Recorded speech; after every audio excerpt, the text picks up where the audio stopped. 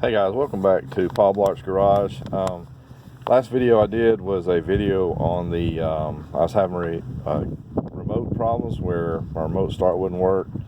The remote works on everything else, so I'm beginning to think it's these things have a sensor that whenever your hood is showing to be up, it won't allow the remote start to work because they don't want you to get hurt. They don't want you working on the engine and somebody have the remote start and it kick on and end up hurting you or something.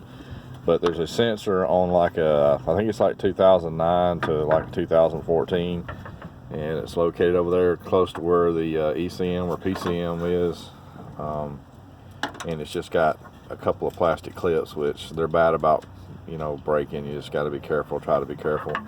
And you buy these little plastic tools that come in a kit. I'm trying to hold this receipt because I wanted to show you tell you where I bought it from. But you get these at Harbor Freight for about $5 or $6. Oops. And I got this particular part off eBay at Parts Geeks. So if you're looking, or Parts Geek, it's out of New York, and the part is actually made in Mexico, believe it or not. So nowadays it's Mexico or China, but it was cheap. It was like, well, let's see how cheap. I'll tell you how much I got it for. I think it was, let's see,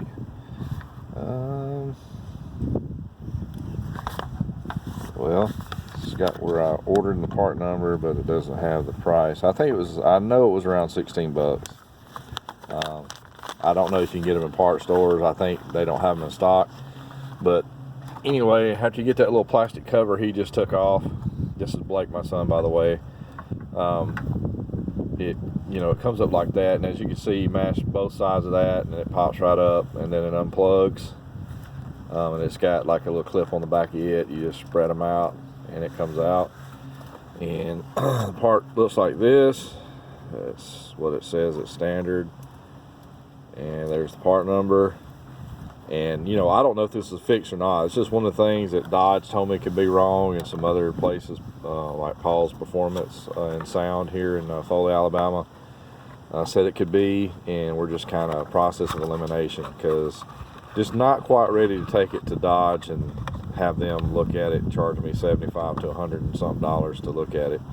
So we're just going to install it and close the hood and wait about 15 or 20 seconds to a minute and see if my remote start works. If it don't, then I may have to reset the remote like to the car. I'm not really sure. Something about cycling it on and off and all that kind of stuff that I read. But anyway, it just really comes out kind of the way that he's pulling out. It's really easy to get to, and it just snaps down in there like that. I know I'm standing like a mile away from it, but it's really easy. I mean, once you buy the part, if you're having the same problem I have where you're just getting that one beep and the lights flash once, then you're probably going to go through some of the same things I do, because if the hood is showing to be up, or a door is unlocked, or trunk showing to be unlocked or something like that, the remote start ain't going to work. And there's no videos that I've been able to find on eBay or anywhere that actually shows a problem with the 2010 or 2009 to 14. 2015s are different. That sensor is located on 15 and up, down in here on the side here. You have to take like one of these panels up, which just pops right up and works that way. Also, which is another video if you're interested in watching today. I'm expected to get that. I think it's what I say it was Jensen. I think it's Jensen cold air intake for this car, which is going to replace all this. And you always want to get a closed box intake, cold air intake, because if not, you're just sucking in the engine air, and these engines just don't run good heat soak, and it's supposed to bring my ambient temperatures way down. And it says in the box, how that says, 25 to 30 horsepower. So we're going to see it. When we get it in today, we're going to do hopefully an install video on it. We're going to pull it in the garage and do it in the garage. And so that if anybody looking to get a closed box intake, the AFEs for the 2009 to 2014 won't work in these cars.